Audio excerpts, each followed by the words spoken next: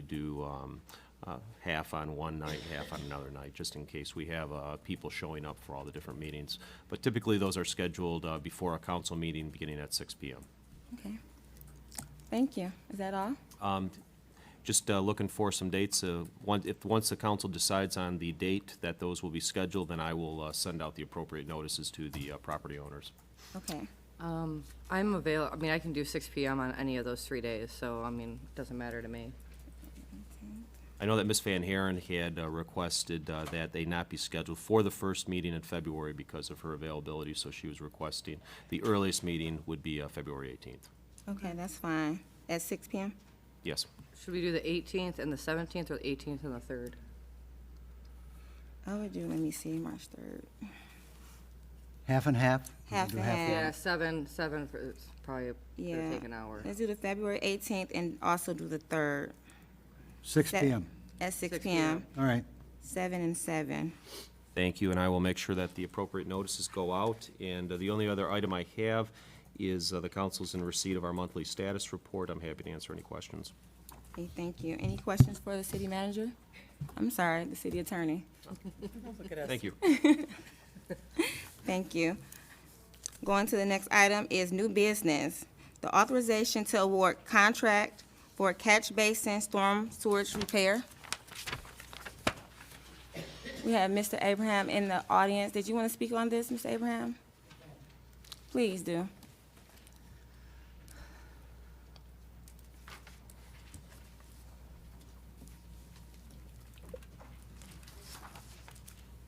Happy New Year to you as well. Happy New Year, Madam Mayor, respected council. I am Jose Abraham, Director of Department of Public Works. The contract before you for approval is for the repair or replacement of catch basin or storm sewer at 15 locations throughout the city. Several locations consist of complete reconstruction of intersections, including the drainage structures, storm sewer, and pavement. On June 11, 2019, we received 4 bids for this project. The lowest bid was submitted by Great Lakes Contracting Solutions LLC in the amount of $814,130.50.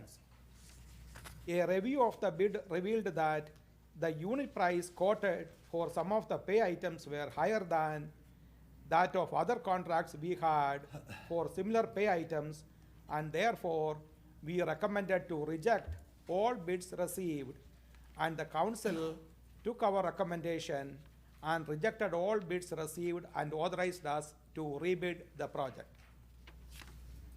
On December 5, 2019, we received 9 bids for this project. The apparent low bidder was Italia Construction Incorporated with an amount of $794,011 even.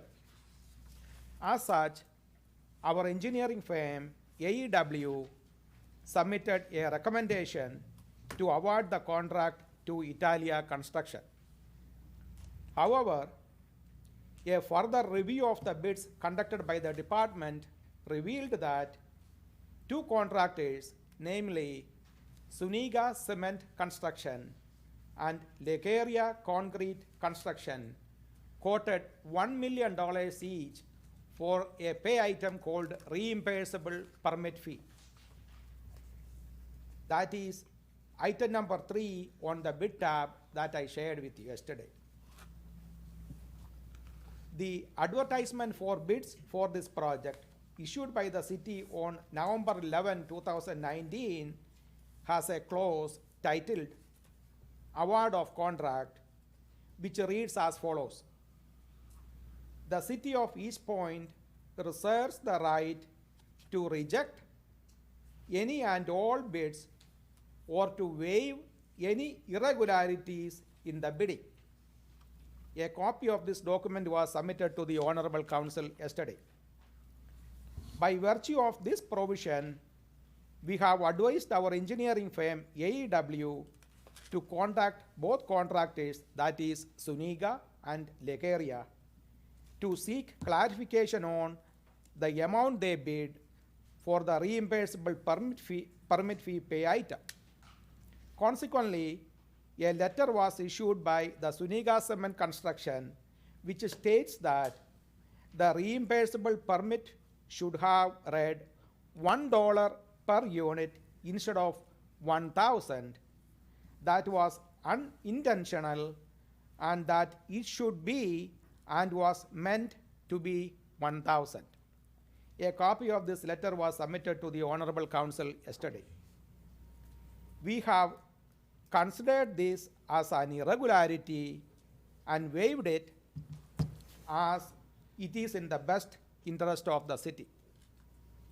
As a result, the lowest bidder is Suniga Cement Construction with a bid amount of $776,120.25. Therefore, we recommend award of the contract to Suniga Cement Construction with a contract amount of $776,120.05. Thank you. Thank you. Thank you. Council? I have a question for Mr. Albright. Yes. Because of the fact that it was a closed bidding process, and then one of them decided to change there was a clerical error that they came across after the bids were actually opened. Do you think, in your legal opinion, that it'd make to either just go out for bid again, to start this whole process over, so that way that everyone can put in an accurate bid? If the city council decided to go out for bids on this particular project, again, it certainly would eliminate any threat of litigation. That's, Madam Mayor? Yes, sir. Problem I have is the information that we received about the bids being changed. They were not RFPs, right? They were closed bids. Okay. The closed bids were opened because they said they made a mistake. In addition, they used the wrong figures. But I guess I feel I'm uneasy awarding a contract if there's any hint of all of impropriety or of wrongdoing. I really feel uncomfortable doing that. We have 1, 2, 3, 4, 5, 6, 7 other contractors that, they could say, well, they open a bid, they change a bid. So any one of those 7 could indeed sue the city. So just for the mere fact that I think we have a responsibility of not giving the bids out tonight because of possible impropriety, wrongdoing. And I'm not saying there was, but the hint of that, even the hint of that, puts us in a position that I would think that we need to go out for bids again. I hear what both of you are saying. I would agree with a lot what you just said, Councilman Curley, but I would think it is a conflict to have changed it in the first place. If we are doing a bid and someone does it wrong, that's on them. So I believe that we should rightfully give the bid to Italia because they were the lowest bidder.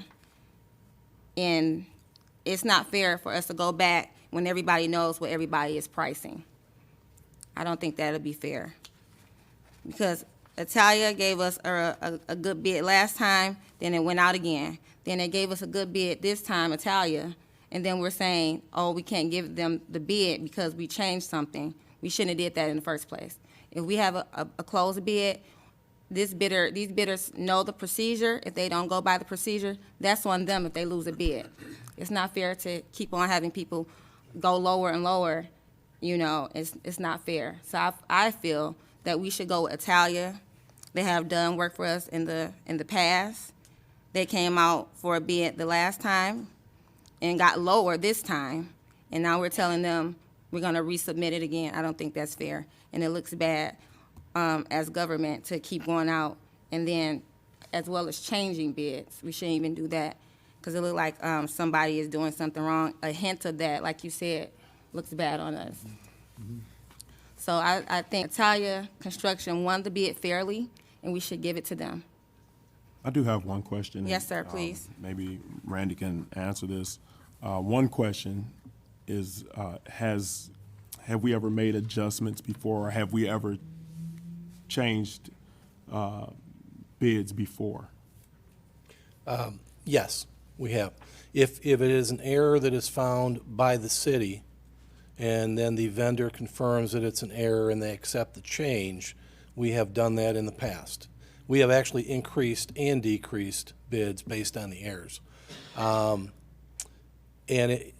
it's one where it's beneficial to the city. It wasn't the contractor waiting for, I tell you it's low bid, let me call them up and say, hey, I'll do it cheaper. It's not like they were trying to backdoor it. It was administration that found the error. Administration contacted the bidder. They confirmed it was an error, and it is in the city's financial best interest to take the low bid. It's not unprecedented, and we have the right to do that. I mean, council can do what they want, but we have done it in the past. How severe was a mistake? What was a mistake?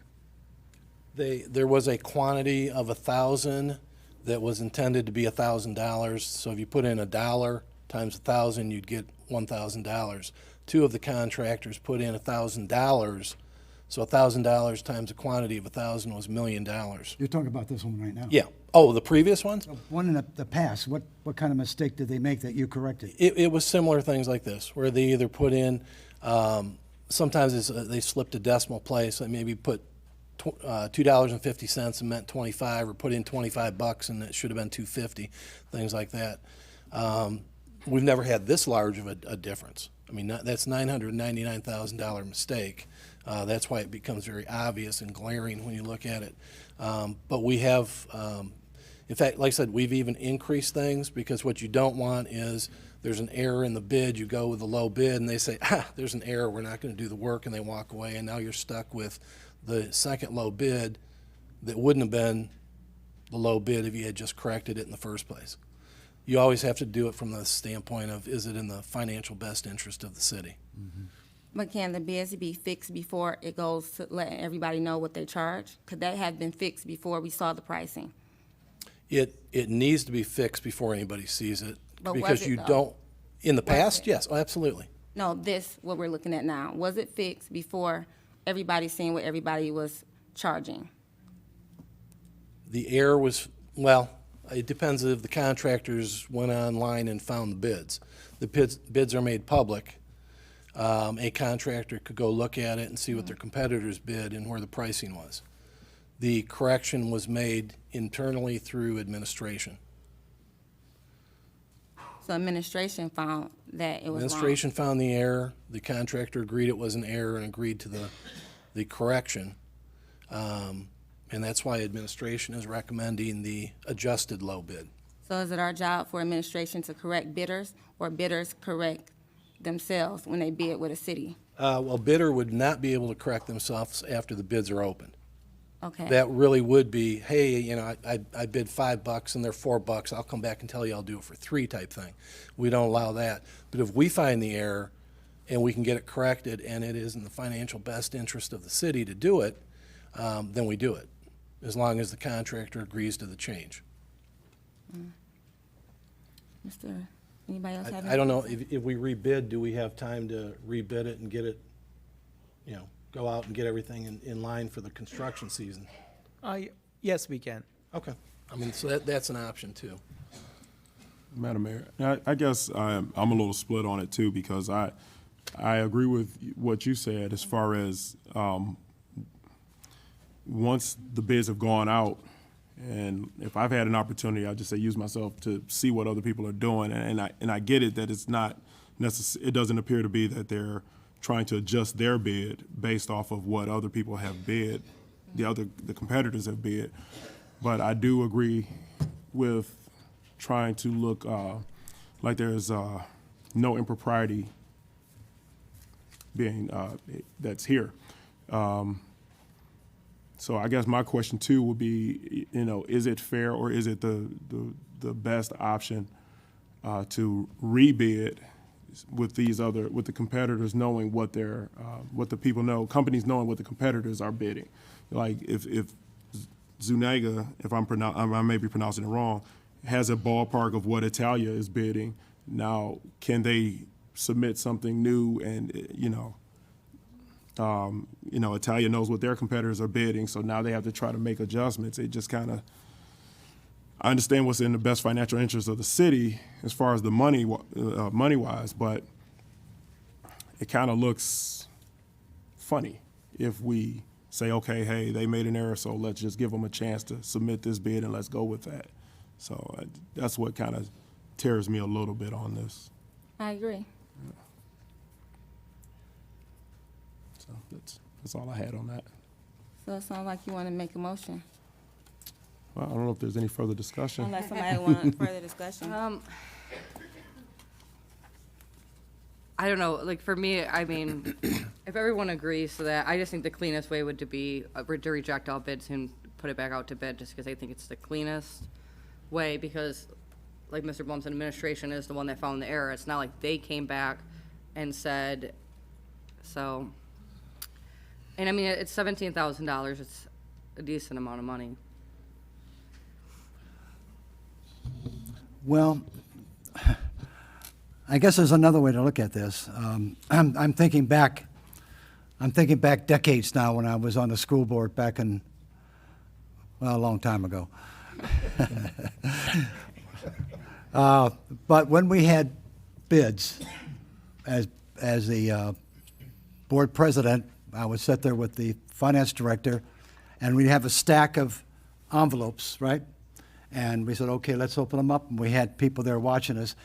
We'd take the knife and open up the bid, and we'd say, okay, Harvey Curley and Construction Company, $9. Then you look, open up another envelope. Okay, John Fortman, $11. So we went through the whole thing and took the low bid. But we never corrected anybody. Never did that in all the years I was on the school board. You know, you can almost go either way on this. You brought up a good point that everybody knows what everybody bid. It's a public document. So if one company bid 10,000 more or whatever, you know, everybody's going to change their bids on this. You can bet everybody will. So it's going to be a bouncing contest. So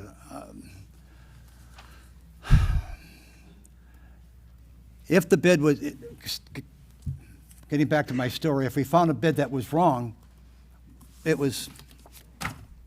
you're out. You know, you made a mistake. I didn't, right? In other words, if you made a mistake on your bid, that wasn't a school board's fault. That was your fault for doing the wrong thing on your bid. That's why you have closed bids and not RFPs, because a bid is a bid. And I don't think, Sure. and I don't think administration should be correcting bids. I don't know if that's. What kind of bid? No, he said administration is correcting bids. Oh, I don't think we should be doing that. Is that procedure to correct bids, city manager? When it's a very obvious clerical error, there is room to be able to make that correction. Okay. But that is up to council to decide if they'd like to accept that, go out for rebid, or award to another bidder. So there are options for council. Madam Mayor, I would like to make a motion. I would like to make a motion to approve the contract with Italia Construction Corporation in the amount of $794,011 for the repair and replacement of catch basin storm sewers at 15 locations in the city. support. Moved and supported. Call the roll, please. Councilperson Lucido, Yes. Councilperson Curley, Yes. Mayor Owens, Yes. Councilperson Baker. Yes. Next item on the agenda is the authorization to resurface residential composite streets. Mr. Abraham, you're there, so can you please talk about this a little bit, please?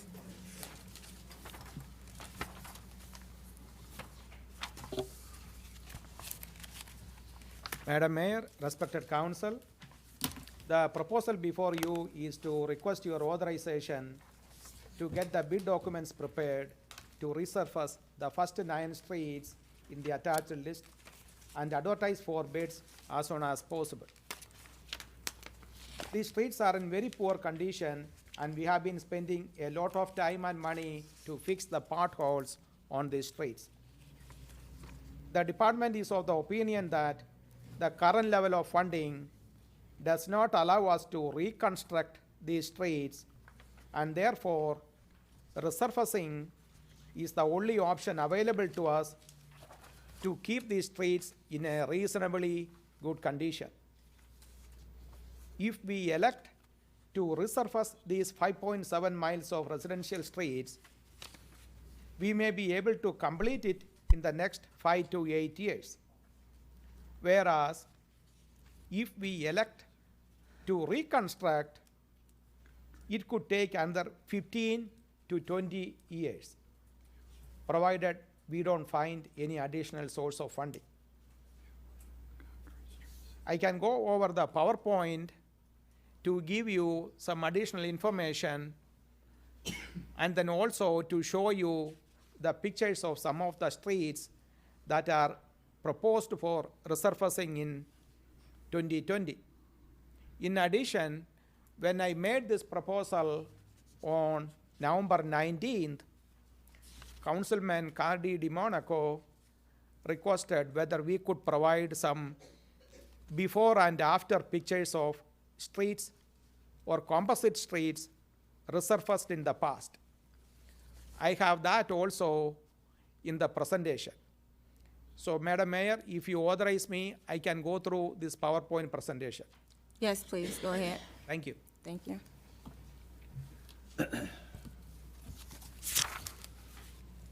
Madam Mayor, I am Jose Abraham, Director of Department of Public Works, and this presentation about resurfacing residential composite streets.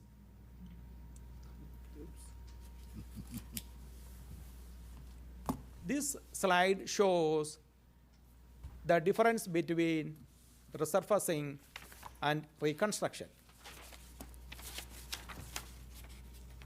Yeah, on the left side, you have resurfacing, and on the right side, we have reconstruction.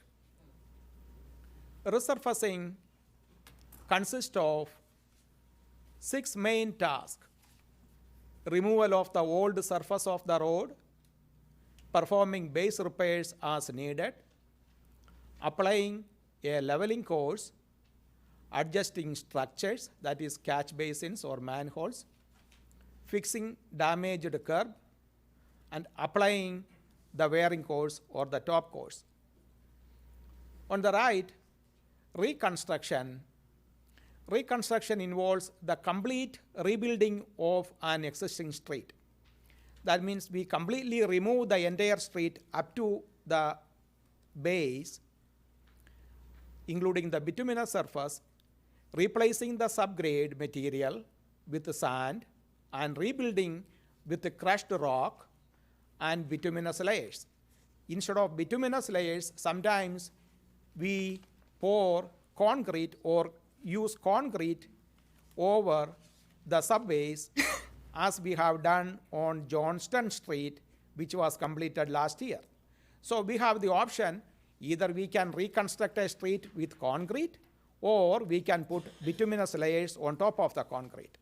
Either way, it is a complete rebuilding of a street if it is reconstruction. Drain is also typically installed to the drain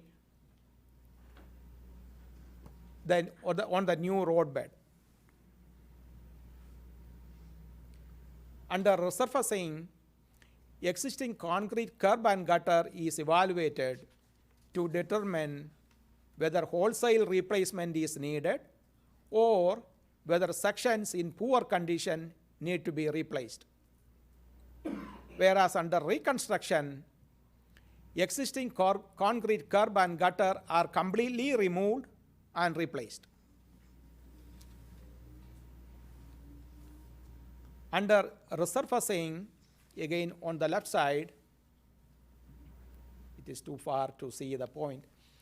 On the left side, under resurfacing, the middle, the existing water main and sanitary sewer are evaluated to determine if rehabilitation or replacement is necessary.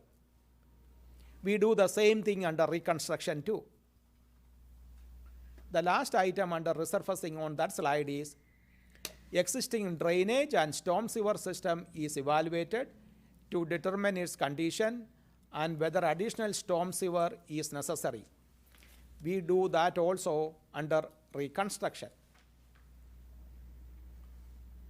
Resurfacing a street lasts 15 to 25 years. Again, it is not a magic or a science, or it is not etched in stone. It depends on the classification of the streets, that is major or local. Local means in Act 51 definition, a street is called a local. For you, you may say it is a residential streets. All residential streets are considered local. So it depends on the classification of streets, level of traffic, and type of traffic. That is, if there are any heavy truck traffic, it could impact the useful life of the streets. Residential streets could give, let's say, 25 years of useful life with minor maintenance work such as crack sealing or joint sealing. At this time, I want to draw your attention to one major street we resurfaced. That was in 2001. 9 Mile was resurfaced in 2001. This is not in the slide. I am just giving you some additional information, ma'am.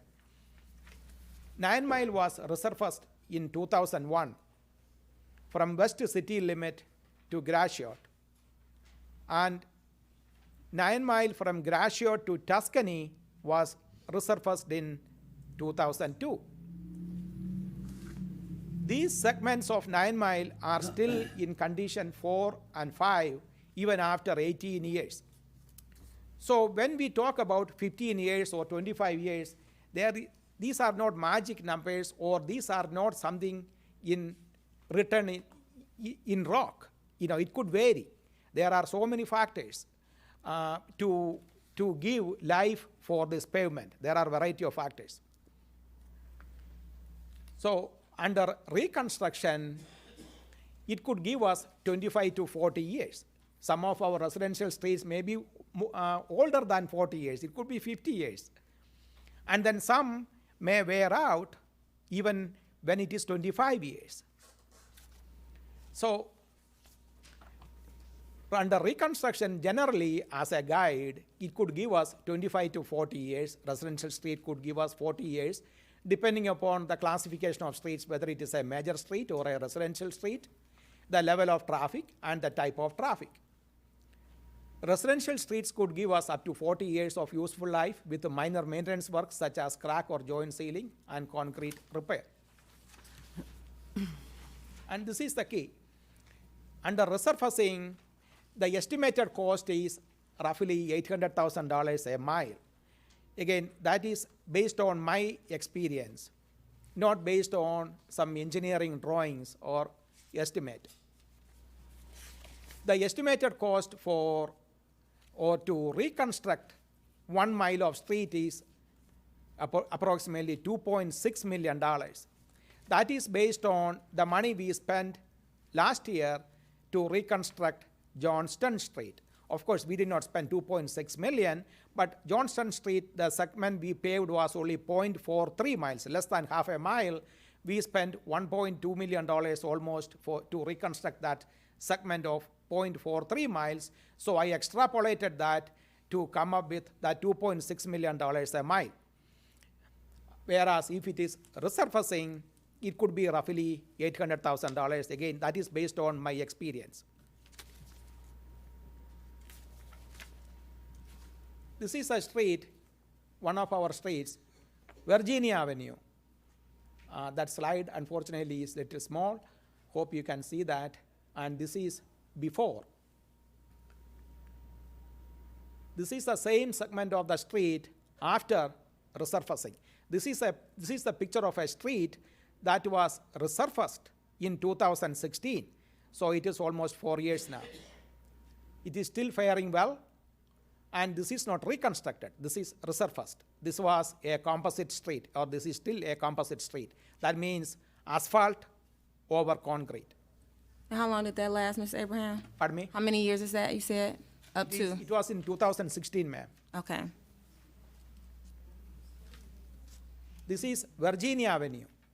It is before resurfacing. This is the same segment after.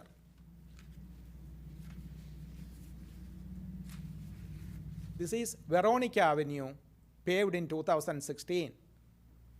It was before, this picture is before, because of the shade of the tree, the picture is not clear, but this was the condition of the streets in 2016. This is the current condition of that street.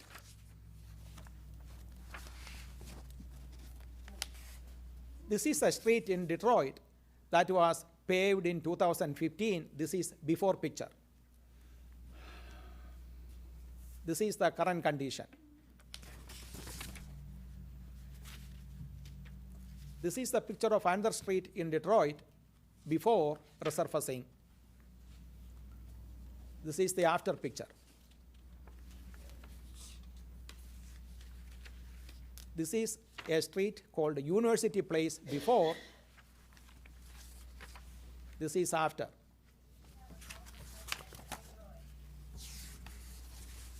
What I am going to show you is the current condition of those 9 streets that I have proposed for resurfacing. This is the first one, Rosanna. This is the condition of few segments of that street. This is another segment of Roxana.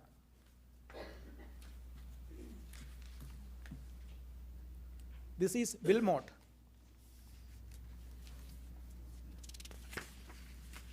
This is Universal.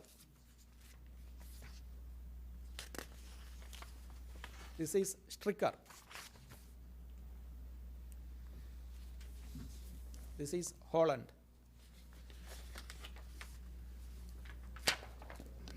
And that is my presentation, ma'am.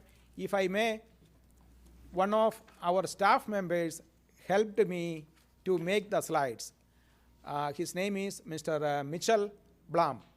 So I want to thank him extremely for helping me to prepare the slides. I provided him the material, but he helped me to put the slides. So I want to thank him for his extremely great job. Thank you, ma'am. Mr. Abraham. Thank you. Counsel, any I questions? have a question.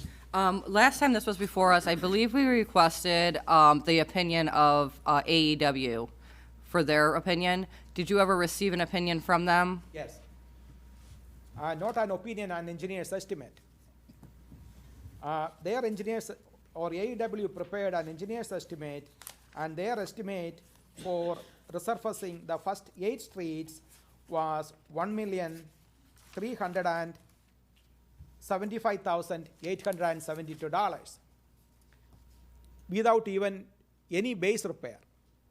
So they are proposing, if we do, let's say, a 30% base repair, the cost could be $2,100,099. That is simply resurfacing cost. By adding another 20% for design and engineering and inspection, the cost could be over $2.5 million. So $2.6 million is what we spent for reconstructing Johnston Street. So it is hard for me to believe that we have to spend $2.5 million for simply resurfacing. As I repeatedly said, the $800,000 I have shown was based on my experience. During my previous job, I have planned, programmed, and managed over 1,600 miles of resurfacing. So again, that $800,000 is simply my estimate, and this is what AEW provided. I'm sorry. Just, I guess, for me, I wanted the opinion of AEW on whether or not we should be using asphalt. I've done a lot of research, and I'm not very familiar with cement or asphalt. It's not really my specialty. But I have done some research online, and I know most communities don't use asphalt. I realize that you have used it in other communities, but for general purposes, they don't. So I was just kind of trying to look for a second opinion. So I guess, I mean, for me right now, I would rather table this and get the opinion from AEW on what their opinion of using asphalt is. Now, the ones that you just showed us that was resurfaced, was that asphalt used? ma'am. So you've seen some examples already done using asphalt. No, That was in 2016. And I do know of other things that were done with asphalt that are crumbling in 4 years. So that's why I was kind of looking for a second opinion. Because I know like the path in the park, Spindler Park, is asphalt, and it was placed in about 5 years ago, and it's in terrible condition. So that's where my concern came in. So I that's, truly, ma'am, I truly agree that reconstruction is the best option. The only thing is, if we elect to reconstruct, it could be under 15 to 20 years by the time some of those streets you have seen will get reconstructed.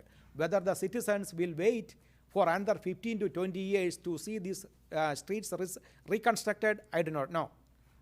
no, I agree. I think that we do need to resurface them, but my question is whether we should be using concrete or asphalt.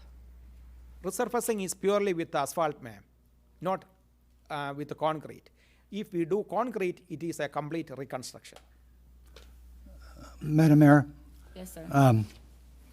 typically, when someone at this table requests to table something, invariably, almost 100% everybody agrees with that. So I don't know if you said you'd like to table it. I don't know if that was a motion or Well, not. it but- wasn't a motion. I guess I was gonna wait and kind of hear everyone else's opinion before I made a motion on Well, what they thought too. Usually the mayor, if I'm not mistaken, asks for the motion. I haven't asked for it yet. Mr. Councilman? I mean, my position, I guess, is that if there is more information that we can gather to make a more informed decision, I would be in favor of doing that. Right now, dollar-wise, it seems that resurfacing is the best option. Because, I mean, I just sat here and did the math. It's basically a third of the cost, a little less than a third of the cost for the reconstruction.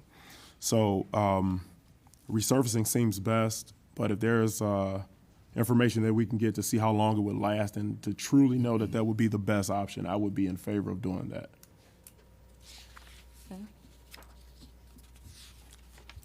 Do you think you can get AEW to, because I know me and you talked about this a while ago, so all this should have been already researched. But if council wants to table this and get more information, that's fine with me. Because I like the fact that you said AEW was trying to charge us over $2 million to do a job that you're saying we can do for $800,000. I think it, No, ma'am, they came up with an estimate. they came up with an estimate of over $2 million. It would be $2.5 million to resurface the street with approximately 30% of base repair. That was the estimate they prepared. That is not the amount they were charging. That is simply the estimate they prepared. It is called engineer's estimate. And you're saying 800,000. Again, that is based on my experience. It is not based on an engineer's estimate. Okay. Well, we'll table it for now and get more information that all the council can agree on and do more research. So, and also, Mr. Abraham is available if you guys want to have a one-on-one. He can break it down a little bit, better if that needs to be done as well. Thank you, Mr. Abraham. Thank you.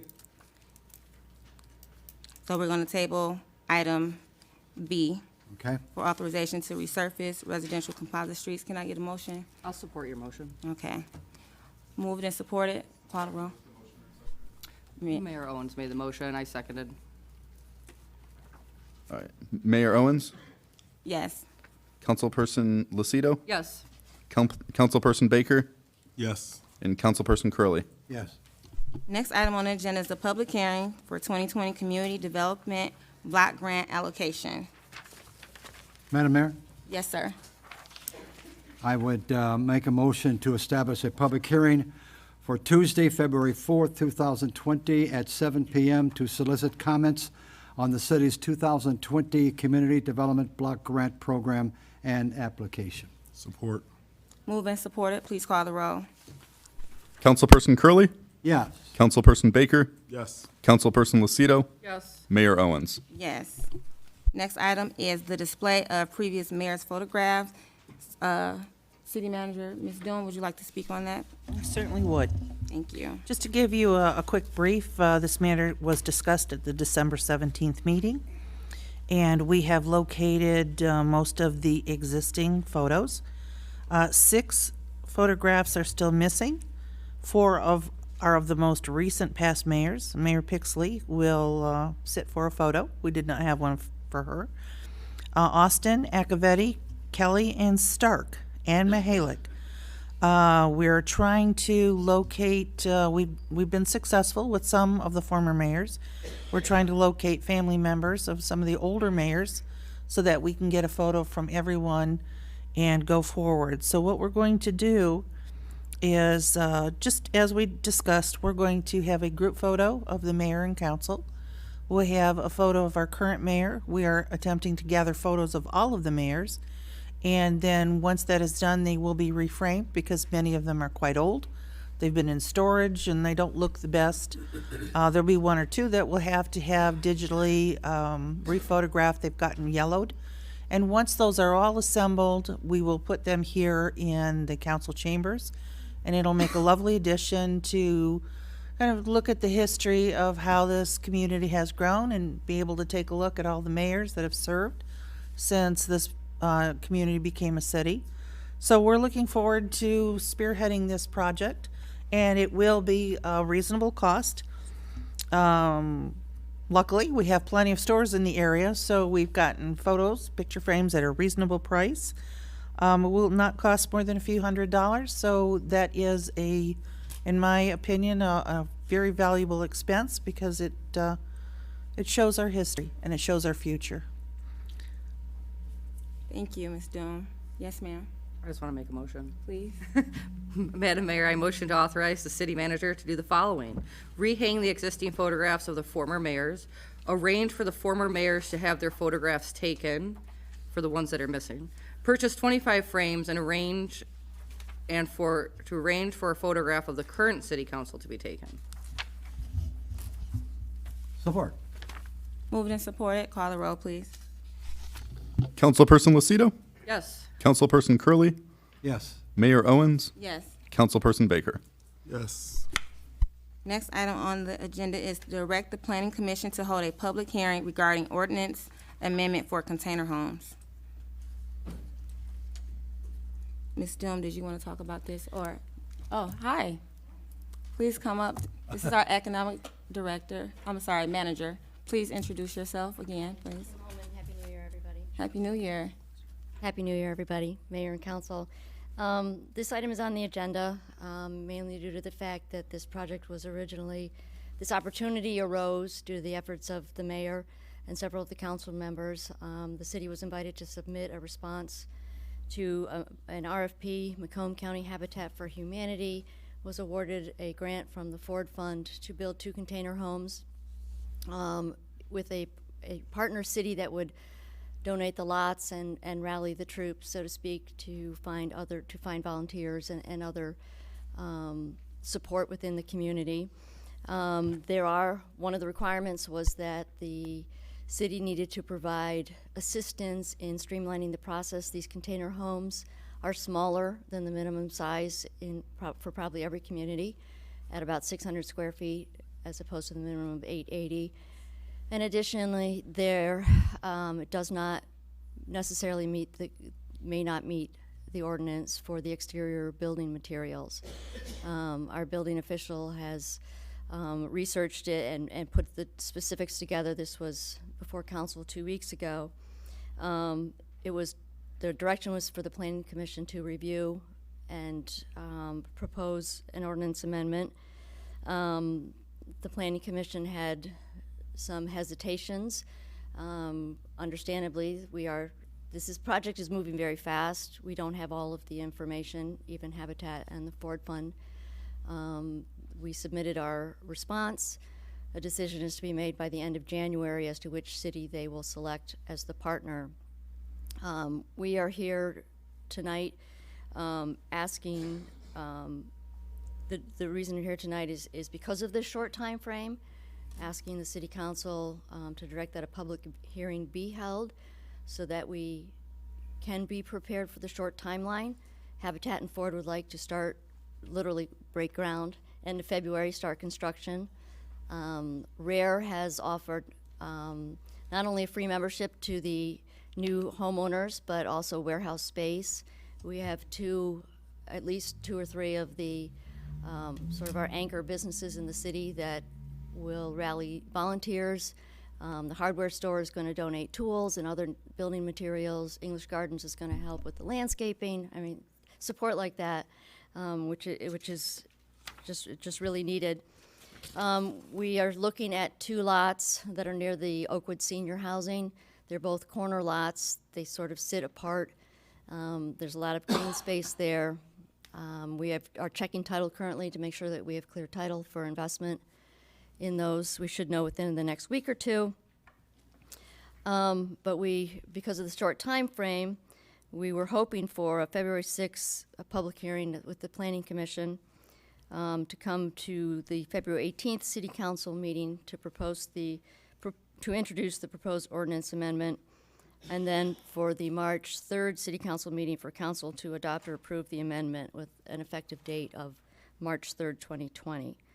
And I can answer any other questions you may have. We, as part of the project, Macomb Habitat and the Forward Fund want to engage the neighbors in the community. There will be door knocking. There will be, definitely want full support of surrounding neighbors. That is all something the Planning Commission asked for and something that it was already proposed and has been offered by Habitat. So if we can get some work going, with our fingers crossed that at the end of the month we find out that we're selected, then we're ahead of the game. I have a question. Is there any way that we can directly send letters to the streets that are in proximity to where these homes will be going to let them know the public hearing? Because Absolutely. I really would like to try to encourage as much public input as possible. I do respect the Planning Commission's opinion, but the residents are, to me, is number one, so I would definitely like to have the public hearing, but I'd like to try to make sure they're all notified that this is happening in their neighborhood where they directly live, and so we can get their input.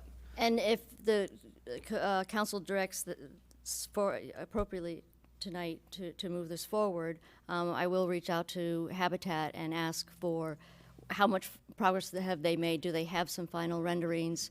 Obviously, about reaching out, door knocking, any kind of other community engagement we need to do. The goal of this project, it truly is a pilot project. It truly is one to enhance the chosen community, but to be something that the community is all in support of. So we wanted that opportunity to find that out. Madam Mayor. Yes. I attended the last Planning Commission meeting, and I will tell you that they are working very hard to resolve this and to come to some type of agreement. And I'm sure they're not going to object to having a public hearing, which is probably a good idea. I have one request. Okay. If the 5 of us up here are going to be part of a final decision, and if there's a reluctance, and it appears that there might be, for me to see what this house would look like, I would, even if I have to come to your office and shut the door and take a look at it. I don't know. I just have a feeling that, why can't I see the picture of the structure? I promise I won't tell anybody. They had some information at the meeting we were at that they were not releasing it to the public. I will call Habitat tomorrow and ask them to forward information, more details, some of the renderings. They apparently have hundreds of renderings. This is all volunteer through Ford. They asked some of the they asked for a car designer to design some floor plans, and they had 12 designers show up. There's a lot of interest in this project. And we are understanding from Habitat and Ford, the Ford representatives, is that this is a pet project of Bill Ford, which is why it is moving so fast. So it is truly something, but I will call tomorrow and say this is what we need. Okay. Promise. Right. And also, these container homes are for the veterans, correct? Veterans or other people that may not have opportunities. They are looking for people maybe lower to moderate income that would not otherwise qualify for a larger mortgage. They are trying to keep the cost at $60,000 so that the recipients of the deeds would have about a $400 a month mortgage payment. So they have not yet determined what the criteria is, but yes, it is definitely for underserved populations. Sounds good. So I think next time we do have the public hearing and we talk about this, we can have a slideshow to show the residents how they look, so they can also know, even though they don't live in that area, they still live in the city, and they having, they stakeholders here. So maybe you can put a slideshow together to see. I know Detroit has some in other cities, like I went to Arizona and saw some, they were beautiful. Yes. So if you can put a quick slideshow together, that'd be good. This is the first time that they're being done on the smaller scale so that they're affordable. Okay. Or I believe it is, that they've done, I've heard $400,000 or something in Royal Oak and other communities, but this is smaller scale and with full landscaping. I mean, that's unheard of. And it's all funded by Habitat. By Ford. By Ford. So we're somewhat, how are we doing that? We're charging them for the lot, correct? Or we're donating it? How does that work? They're asking for the lot for a Okay. dollar. Sounds good. Any other questions, Council? Just another comment. If the veterans get first choice, I would hope that there's an exhaustive search for 2 veterans to find that before you go anyplace else. Well, the mayor's already starting that. Okay. He's sending names. Thank you. Yes. Do you want a motion? Sorry? Do you want a motion? Yes, I can do it. Okay. You what? Thank you. All right. You want me to do that? Yes. Okay, it's a very long motion, folks, so hang with me. I would move that to direct the Planning Commission to hold a public hearing on February 6th, the 6th, that's my birthday, February 6th, 2020, to consider and make recommendations for revision of Section 50-70 minimum floor area and 50-169 exterior building and wall materials to allow for a greater variety of house size and appearance, and for amendments to any other applicable sections of the ordinance to make this project successful. Support. Moved and supported. Please call the roll. Councilperson Curley, Yes. Councilperson Baker, Yes. Mayor Owens, Yes. Councilperson Lucido. Yes. Next item on the agenda, thank you. Next item on the agenda, item F, discussion on creation of a new event, Welcome to Eastpointe, a Family Town. Now, I put this on the agenda, I think we talked about it slightly, and the reason I put this on the agenda, just like any other city, or any other, county, they have, for instance, Executive Mark Hackle has Make Macomb Your Home, and lets you know, if you move to Macomb, what are some of the good things that we have here in Macomb. So I want to do something like that in Eastpointe, a Welcome to Eastpointe event, each and every spring or summer. We have it here at the City Hall, and bring in our different commissions, different organizations, schools, churches, and things like that. So when people move into the city of Eastpointe, they know what we offer and what we have to give to them. A lot of times people move into these cities, a lot of people don't know that we have a Kiwanis Club. Some of you don't know we have a Rotary Club. Some of you don't know we have a Cub Scouts for your kids to join. Some people don't know that the school across the street is a private school that my kids belong to called St. Peter's. A lot of people don't know what's offered to them, and I think when people know what's offered to them, they move back into the city, and they spend their money into their city. And so we also have, some people don't know we have a military museum here. Some people don't know we have a historic schoolhouse right there. And so we're just trying to open up what we have to offer in the city of Eastpointe, which is a lot of things. And I think that we have an event here to show all the commissions where people can know what the commissions are about. Some people might even sign up and join.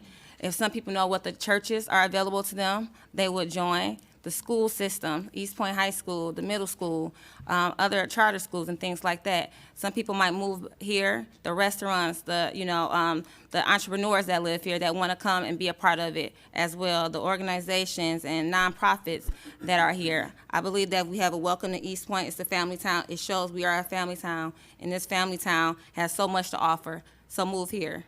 And so I brought that up for discussion because I just think it's a good idea to let residents know, because we have a lot of residents coming to Eastpointe and they don't know what to offer. A lot of people live in Eastpointe and their kids go to other school districts, or they go to other churches, or they spend their money elsewhere because they don't know what's available to them. And so I just want to bring that back here and get more people to move back to Eastpointe and show some pride in the city that they live in.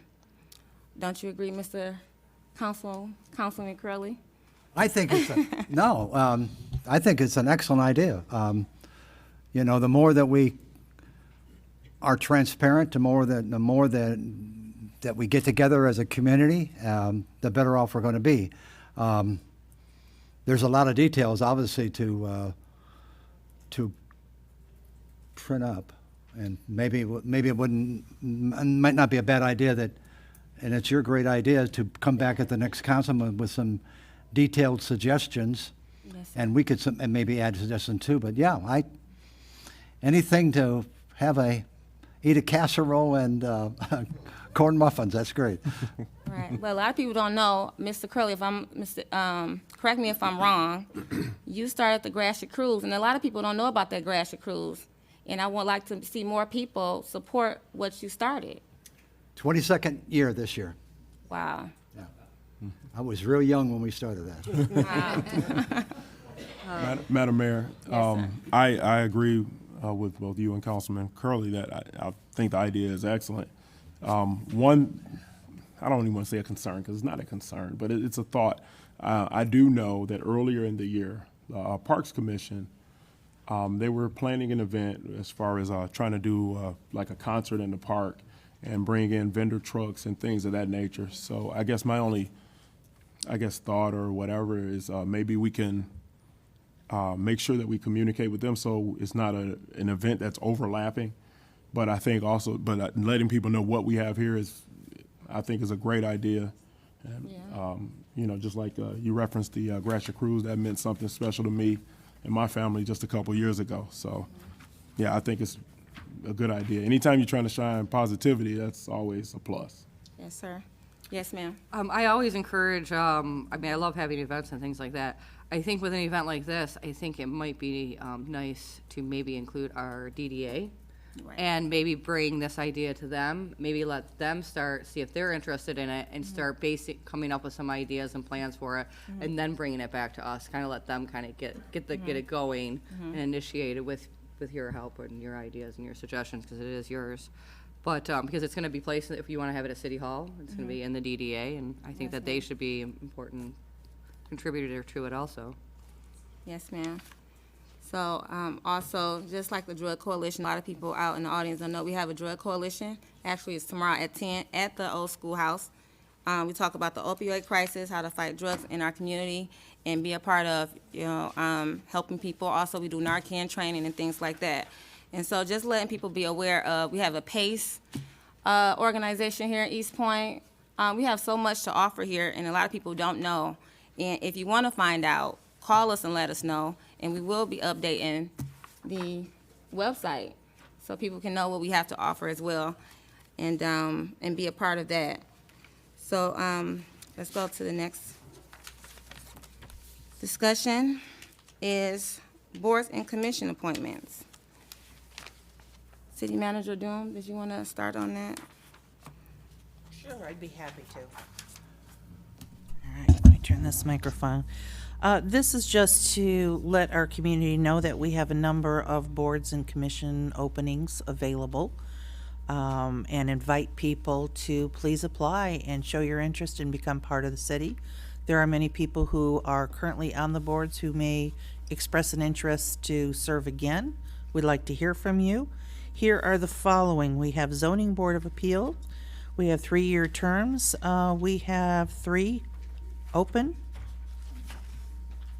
2 open, 2 alternates. Planning Commission, they're a 5-year term. They're also expiring. Arts and Cultural Diversity Commission, we've got openings. And of course, those of you who are currently serving, if you're interested in continuing, please let us know. And those of you who've never served, this is a wonderful opportunity for you to reach out and let us know you'd like to be a part of one of the commissions. I believe, Mayor, when would you like to, you and council, begin appointing some of these positions that are, yes? I do believe we have an opening, or 2 openings, is it 1 or 2 openings on the Parks Commission also? Okay, that's not here on this list. I know we have 1 for sure, but it might be 2. I know of 1. I can only think of one right at the moment. One opening, okay, one opening on the Parks Commission. So for those of you who are here tonight, you're kind of a captive audience. We've got you here. But we would like to hear from you, and we'd love to have you serve. So again, Zoning Board of Appeals, Planning Commission, Arts and Cultural, Diversity Commission, and Parks Commission. We have openings. I'm sorry, one more. And I'll let I Councilmember believe Lucido that continue. beautification also has a couple of seats open. Anything else? And I'm not sure, Mr. Curley, has the Housing Commission filled their vacancy?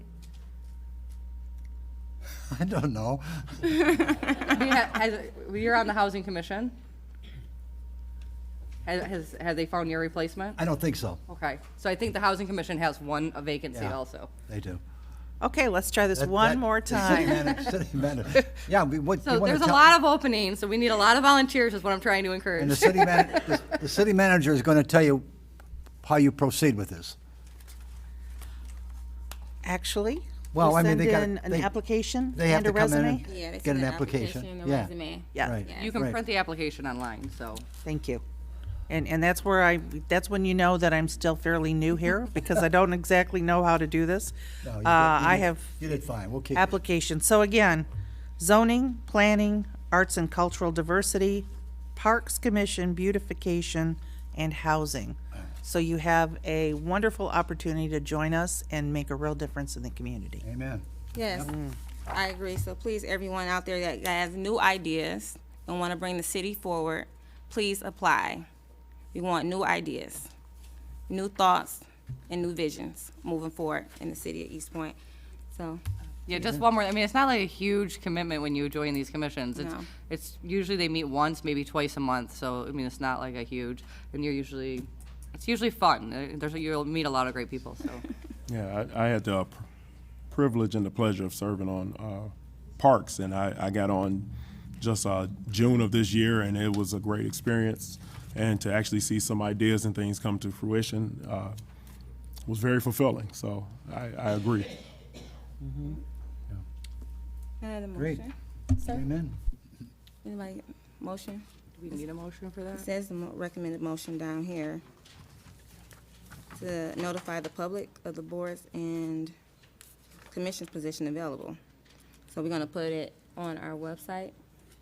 Yes, we will put this all on our website at the openings. We'll get that as quickly as we can. Oops. Sorry, I'm used to a microphone being live all the time. I usually don't have that option. So yes, we will put this on our website so that you can take a look. We don't expect you all to remember this tonight. But I'd just like to share very briefly that prior to becoming involved in municipal government, I served as a volunteer. And I spent a lot of time, and I had a wonderful time working on the Historical Society, working in beautification, serving as a planning commission member. And it's very gratifying that when we have thoughts and ideas and we'd like to make a difference in our community, that we just step up, we get to know our neighbors, we start talking about what's really important to us. And in my case, I made a career out of being in municipal government, and it's now 27 years later. So you never know, you might join me in a career, but it is really important and it's beneficial to the community. And we just love to see you step up and join us and help make Eastpointe, well, it is a wonderful community, Nope. but help it shine even more. No better place to live. So do we need a motion here? Do we need it? I don't- No, I don't think we Yeah, need it. that's It's more of an informational topic for tonight. And again, we'll post it on our website. Feel free to call us at the city manager's office. Feel free to call us and let us know your interest, or if you need a little bit more information, we'll be glad to give that to you. Okay, I'm looking out in the audience, and I won't look at this person, but this person is smiling and shaking their head like this, so I know we've got one. That's all. Now, you're very smart. Okay, I'm sorry, madam. That's okay, Mayor. sir. Item H is goal setting date. Oh. Ooh. What'd you like? The goal setting date. I know we want to set some goals, and I know we postponed it because of Councilman DeMonico's illness. But of course, many prayers go to Mr. DeMonico, but as a city, we have to continuously set goals and move forward. And so with that, we want to get a goal-setting date, because soon, I believe February the 26th will be the state of the city at the Eastpointe Manor. It's going to be a luncheon. And so me preparing that speech and things like that for the state of the city, I would like to let the residents know and the stakeholders know what are the goals setting for the city of Eastpointe on that day. And I think if we postponed it, I don't think we should be postponing goals for a city. And so I will try to think of a date. Madam Mayor, I would propose, because I love spending all my time with you, especially on my birthday, February 4th, at maybe 5:30. We should to do go the out goal together. setting. Yes, we'll do it on the 5th. One day we don't have to come here, so. Oh, wow. Is February 4th a council It's a meeting? council meeting. Yeah, so we were doing it before, at 5:30, before our council meeting. That's the day we have the photos taken on Is the it? 4th? I'm not sure. February I know that 4th. was the day of the public hearing for the Habitat, but that's at 7. It may be the day that we are hoping, here, I'll put my microphone in. We were hoping to have a local photographer come and take the photos of council, mayor, and former mayors prior to our meeting on the 4th. We certainly can reschedule that for another day. We felt it would be convenient to do it in conjunction with a council meeting. Well, they, What about the January photographer, yeah, 21st? photographer can take the former mayor's pictures in another room, and we're just gonna stand out here and have our picture taken, which takes about 12 seconds, and so there's, I mean, we could even do 5 o'clock on the 4th. I mean, that's Okay. fine to give us more time, 5 o'clock would be great. if that works for everybody else. Yeah. Well, Works for you? being that my birthday is February 3rd, I mean, gift and to come and, Three of and us. set goals with you guys You don't have a February. What about January 21st, next council meeting? Why we can't do it that soon? for I the can't photos be or. here early on the 21st. Oh, okay. Okay. Okay, 5 o'clock? No, yes. 5 o'clock. Yeah, 5 but the o'clock? state of the city February is 4th. February 26th. So I need those goals before then. And the 18th, we already have show cause, that's why I suggested the 4th. And so we have to make a decision. February 4th, 5 o'clock. February 4th, 5 o'clock. Let's make that decision. Let's go. For pictures first, followed by, A goal setting date. I guess I'll have to wear something appropriate, huh? Yeah. We already have your photo. No, we're talking about the group picture. Oh, the group picture. We do have, I will share with you, we have, of the photos that we do have, we have a very debonair photo of Mr. Curley in his younger years, complete with a full mustache. Very, very nice photo. And we were looking forward to putting that up. It's Oh, very, thank very you. nice. Yes. Okay. So can I get a motion for that date? sure. Madam Mayor, I motion to have our goal-setting session and picture taking on February 4th, 2020 at 5 PM at City Hall. Support. Moved and supported. Please call the roll. Councilperson Lucido, Yes. Councilperson Baker, Yes. Councilperson Curley, Yes. Mayor Owens. Yes. Next is payroll and bills. Madam Mayor, I'll motion to pay the bills in the amount of $944,169.68. Support. Moved and supported. Please call the roll.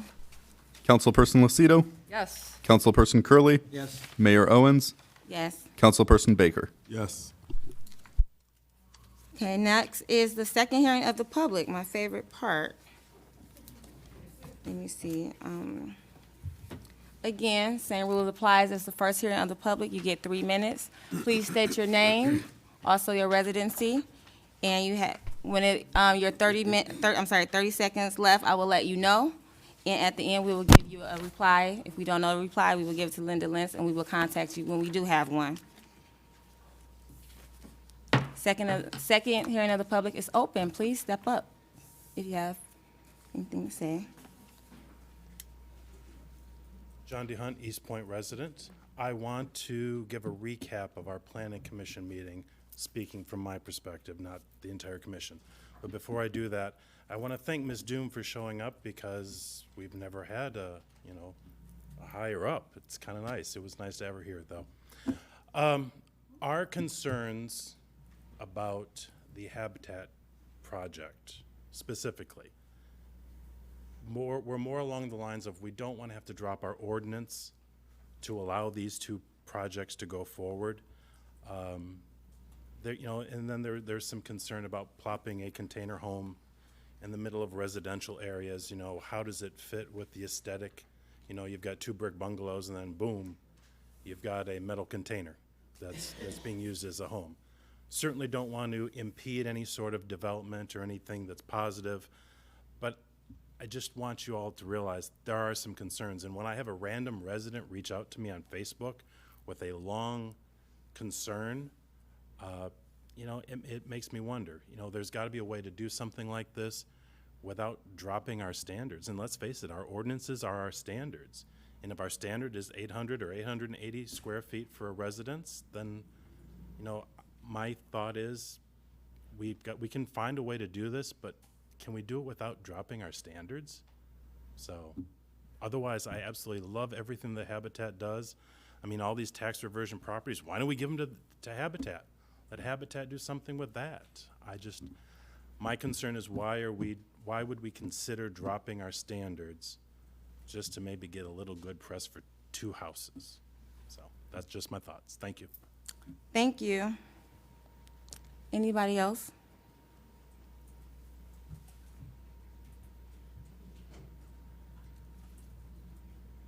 Christine Timmer, once again, 22021 Donald Avenue, Eastpointe, Michigan, and I am still extremely happy. It took me 50 years to get back home to the new Detroit, which is Eastpointe, Michigan. I remember when they first started building it, they had to, because all the drugs came in and just started destroying the old Detroit. So they built this new Detroit, and it was the white people who started, and I appreciate everything that you've done. And so I agree with one thing from Ms. Owen, Mayor Owen, is that we got to do something new. The first new thing we got to do is get all of our bang for our buck. We got to get a dignified, autonomous city council. We got to get a dignified, autonomous meeting for our mayors. When you mix these two together, I got to call the FBI now. Because, see, the problem is I got 50 years of government experience, and I know when it's wrong. Ask Obama. That's why he lost on the Syrian thing. I knocked him out the box. All I'm gonna tell you, you don't play around. This is the pros. I see so many conflicts of interest. Of course they don't see it. They ain't spent 50 years out here going to law schools and beating the Supreme. They don't know all this stuff. So I'm just telling you, I'm not mad at anyone, but we have got to stop this. Council's gonna have to man up and appoint an at-large. The citizens are going to have to do a ballot initiative and change that the charter. No more mixing up council and mayors. You got to do other things. Like, okay, I hear people talking about how long somebody can sit in office. As of February the 5th, any of you gone. It don't take but 1,334 signatures, and you're up out of here. So anybody who thinks that they can't be removed, that's just simply is not true. And, I'm sorry I have more education you have, but I can't help it. I've been doing this since I was just elementary school. I used to always win all Constitution prizes. The Florida Law Review has me listed as Christine Timon, mastermind guru, subject matter expert of the United States Constitution. So if I say that you're doing something, it's not because I'm mad, because I know you don't know what you're doing. That's what happened to the city of Lansing. They sit up there now. 30 seconds left, ma'am. They sitting up there now with $45 million worth of liens just for gabbling out people for criticizing. It don't take very much. It don't take much to do that. You have to sit there. I don't care what they say. As long as they don't cuss, just sit there. You know, let them go on about their business, because when you start gathering them and speaking back, now you ready to get sued. You know, so I'm just telling you, it's not just me. I didn't write the law. So we are going to have to man up, counsel up, fix this. Your time is done, Ms. Timmons. Thank you. Thank you. Anybody else, please? Hello, my name is Darice Marshall. I'm at 15551 Camden Avenue in Eastpointe. I've been in Eastpointe for 9 years now. I'll be 10 years in August. And I've never been more proud to be a citizen of Eastpointe. At this point, I could say my son does not attend school in Eastpointe. We're actually at a charter school in Detroit, closer to my job. I go to school at Wayne State, so we're close to that. But I mean, if we stay on course, he's coming home. I have never actually, I've attended a few meetings, and I think my neighbor, he was my neighbor at the time, he passed away. He sat on city council, and at the time, it was some issues with the water bill, some issues with the street and piping and plumbing, and I was stuck with the bill in which I had to go on to like a plan to have to pay that off. I'm finally off of that. That lien is off of my home. And the thing about it is, I think that when I look at how the police handled the situation with my son, I started to change my perspective of the city even then. And then I went into looking into issues with what the investigator had decided, and I decided that I needed to go into the police department, and I actually spoke to, I don't know if he was a lieutenant or a sergeant, Childs. Excellent. He took me in the back, kept it private, kept the conversation innocent and open and pure. And he was a genuine guy, and I really respected that. And I said, you know what, the city is making a change. Not only the fact that they have elected a beautiful, intelligent, you know, proud African-American woman, you know. Thank you. I gotta say, that's impressive for my city, you know, within itself. And so, I mean, it's not about black and white. And I wish we can get away from that. We're a human race of people in this race living one day at a time trying to achieve the goal. And it's not about our color or our race. It's about what are we gonna do for the city and how we're gonna make it better. And you all have made me proud. Look at this. This was not like this when I came to my last city council meeting 8 years ago. You were here. But it was a long time ago that this 30 is my seconds, first ma'am, one. sorry. This is my first meeting in a very long time, and I'm impressed with the community, and I'm impressed with you guys. Thank you. Thank you, ma'am. Anybody else would like to speak?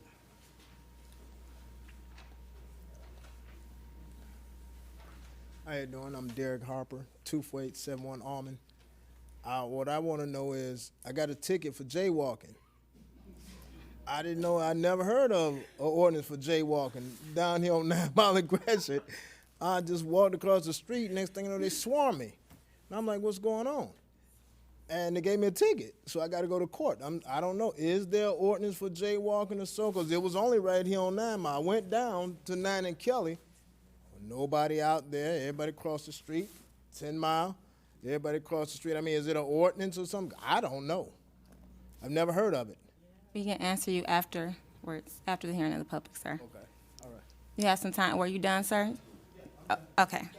Thank you, sir. Good evening. My name is Devrion Hempel. I am not a resident of Eastpointe. I actually stay in Roseville. But I am new to the community. My church just moved into the high school, East Detroit High School. We're there every Sunday at 11:15 and every Wednesday at 7 p.m. We are the worship church. I am the resident pastor of the church. And I just wanted to come by tonight to introduce myself to Mayor Owens and the city council. We are glad to be in the city of Eastpointe, and we look forward to working with you all. Thank you. Thank you. Good. Anybody else? Please. Oh. My name is Marty Pren. I live over at Aaron Manor, and I wasn't sure I missed the last meeting, were you able to give a synopsis of your trip to Washington, D.C. at all? I'll answer that at the end. Okay, because I'd be interested to find out, because I know you did meet with Vice President, whatever his name is. But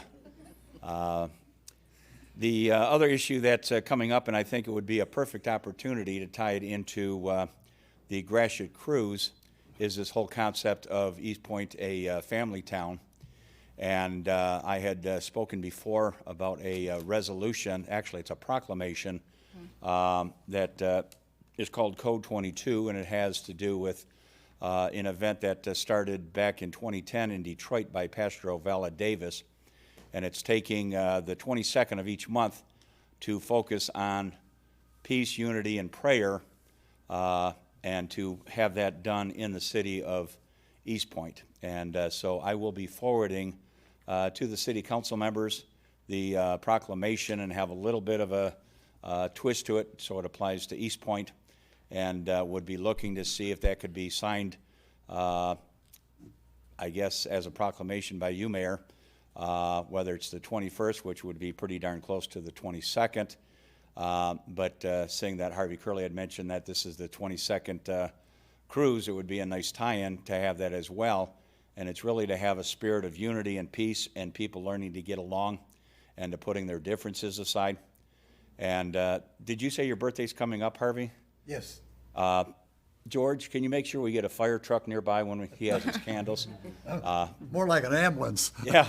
So, but anyway, special prayers to Cardi, and we'll go from there and see. But I have been working on an elder abuse case in Macomb County. That was a high-profile case, so I'm finally free of that for about 4 months now, so I can come back to attend the Eastpointe meetings.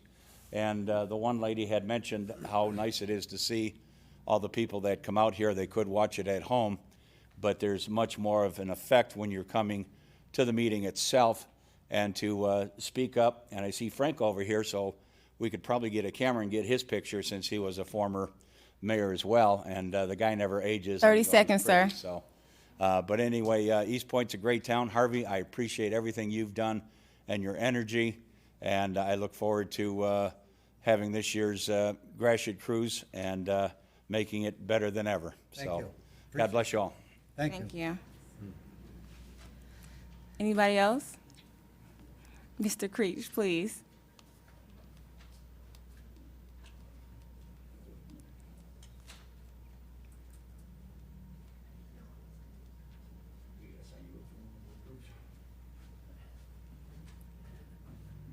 Thank you, Madam Mayor Council. Harvey Creech, resident of Eastpointe. I've been keeping a low profile, which I said I was going to, after, just to see how things are going. And I'm seeing we have some disgruntled residents, we have some residents that are feeling good, and we just have a pretty good crowd. And I'm really grateful to see it in every aspect. I hope Cardi is doing well. But the things that I guess I really want to discuss, and there again too, it's our ordinances. Either we do or we don't. It's pretty bad all the way across the board. I got a chance and the opportunity as running for mayor to walk up and down a lot of our streets. And some of them are in pretty rough shape. Some of our houses are in pretty rough shape. Some of our areas are in pretty rough shape. The whole city. I mean, everybody, we can stand here and say we're doing so well. Let's put it this way, we're doing better. And Harvey, I give you all due respect to bring back in a lot of things. Bring back some of the old things that we do need to look at and really go into. Rob, glad to see you're aboard. As I say, I'm watching things happen, and especially our new manager. I hope to see it. I tell you what, you're not probably going to like me in a very short time. But a lot of people do and a lot of people don't. All I want to do is see this city go in the right direction. In the parks and the rest of the stuff, Sarah, I wish Cardi was here, and Rob, and the same thing about it. I've done a lot of work on our parks. I want to do a lot more. I want to see the city come back up to what it was before. I'm not ready to go anywhere. The white pass me, ready to move. I thought after the last election, I lost, big deal. I lost before. That didn't make me go anywhere. I just want to see now the city come back together, get together, let's all work together. We can make it work. All these people sitting out here, they're not sitting out here just to hear me talk. They come here to see the same thing. They've come in here they hear what people have got to say. One of my beautiful people over here sitting is Linda. You know, she come back in and she thanked me for coming back. I haven't gone anywhere. I just took a little rest. Everybody in this city needs a little rest. And just because we 30 seconds, sir. Sorry. Just because we take one, that doesn't mean we're not here. And Harvey, I'm really looking forward to that Gratiot cruise coming up. Thank you. I want to bring my Mustang, and I want to do the same thing that I've always done. I want to see you put this city back in retrospect, and I hope somewhere along the line, Mr. Rabin, that he can make a lot of things work for us. We've got a lot of work to do. We've got a new year coming. We've got new regime coming. You're all set, Let's sir? make it work. Thank you. Thank you. Anybody else? Anybody else? Seeing none, second hearing of the public is closed.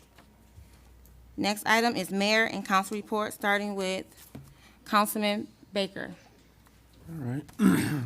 Well, I'm just glad to see some of the things getting done, some of the concerns being addressed that have been made by the residents being addressed. One in particular, the looking into the street repair. At our last meeting, one of the residents had mentioned an area, Roxana and Forest. I actually drove that area and saw that it did need some work. So I'm glad to see that that's on the list of areas to cover. I'm also grateful for our police department, our director of public safety. There have been some concerns addressed by residents. One area in particular is near Pleasant View Middle School. And I was told by one of the residents that a little girl almost got hit over there. And so I asked our city manager, what options do we have with public safety? And she immediately addressed those concerns, and Director Rohit answered swiftly. And I'm glad to see that they stepped up to address those concerns and get officers in the area just to try to keep our kids safe. And I'm glad to see the residents. I'm thankful for the residents who have come up and expressed encouragement to me and welcomed me.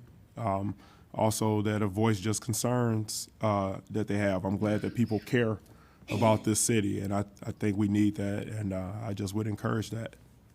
That's all I got. Thank you. Councilwoman Lucido. First of all, I would like to address the gentleman with the jaywalking ticket. Yes, we do have an ordinance in place that jaywalking is illegal in the city of Eastpointe. And to the gentleman with the water bill, I feel really sorry. I know that he has worked with administration with trying to find the cause of what had happened. I don't think it was faulty equipment because I believe all the equipment was checked.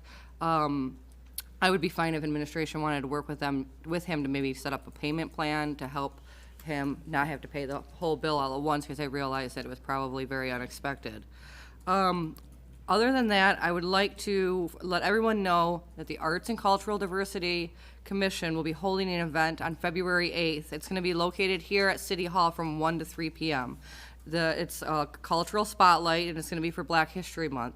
They're going to have a lot of different events for the kids. They're partnering up with the Ann Art Center. They're going to have like beading, and they're going to have it's going to be a great event, and I really hope and encourage everyone to come out for that. Other than that, I don't have anything else this evening. Thank you. Councilman Curley. Thank you, Madam Mayor. I'm sure that all of you have watched on television the more than 3,000 men and women of our armed service getting on the huge aircrafts and being transported into harm's way. Those are the things that are in my heart right now, that to pray for those, forgetting about how it happened and the reasons why, but we need to keep those folks in our hearts. And I'm going to do something right now, and I hope you all participate with me. I'm talking about veterans. I'd like to have all the veterans please stand up and be recognized, including myself.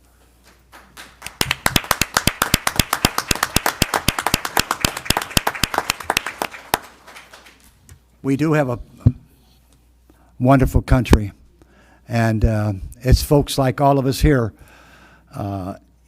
even single-handedly can make a difference. And so I pray for the troops. I pray that their safe return, whenever that might be. And Madam Mayor, that's what I have tonight. Thank you. And thank you to all those that served our community as well. And thank you for everyone that sent me flowers and beautiful Christmas cards and Happy New Year's cards. I appreciate that, that support as well. Also, I have a couple of announcements. The Drug Coalition at the Old Historic School will be at 10 a.m. So I know I've been with that, and Mr. Councilman Baker, he's also a part of it as well. And we always seem to have the same people at these events. Now, we have a lot of people in the audience, but I think we all share the same interest in fighting drugs in our community. So since you know the location and since you know the time, please let us be accountable for the city that we live in, and please let's be there if we can. Also, the State of the City address will be at Eastpointe Manor, February 26, 2020.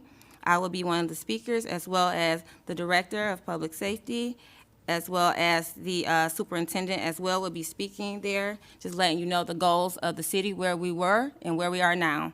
Also, I want to let everybody know I will be speaking at McRae's at the MLK Breakfast with Governor Whitmer. You all are invited. It's a cost, of course.